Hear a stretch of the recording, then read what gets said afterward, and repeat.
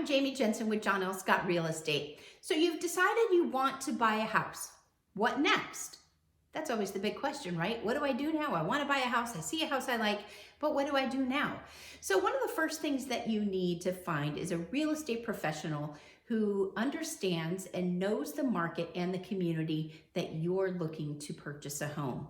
That makes a big difference because having a real estate broker that knows and understands the market statistics, as well as what's going on, what are home values doing? Are they increasing? Are they declining? It's important to have an expert in that community. The other thing that a professional real estate broker can do for you is help you through the process. There are as many as 22 to 23 people involved in any real estate transaction. Crazy, isn't it? And so you need to go through the process of hiring an inspector, getting a lender, going through escrow, dealing with processors and underwriters, and what does all that mean? So the first thing is to hire a real estate professional that knows and understands the business. So then once you hire that real estate professional, that broker, who do they represent? Do they represent you? Do they represent the seller? How does that work when you get into a transaction? So one of the things that you can do with your real estate broker is sign what's called a buyer agency agreement.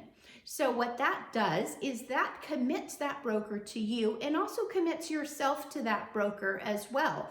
That when you go out and look at open houses, you can tell that open house broker, hey, I'm working with a real estate agent who's working on my side and working in my best interest. So if I'm interested in this house, I'll give my real estate broker a call and we'll get back to you. So that's one of the great things about having a professional on your side is that they can do some additional research for you, do the due diligence. Even if you find the home yourself, typically in a buyer's agency transaction, the commission of your real estate broker is paid by the seller. So there are some new changes in laws that do affect that a little bit. So that's a conversation to have with your real estate broker. So when you have a buyer agency agreement with your real estate broker, they represent you and only you.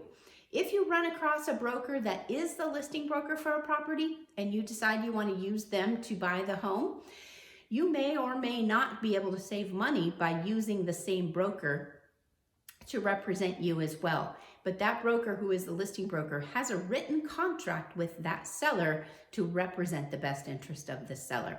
If you have any questions on this topic or anything else, give me a call.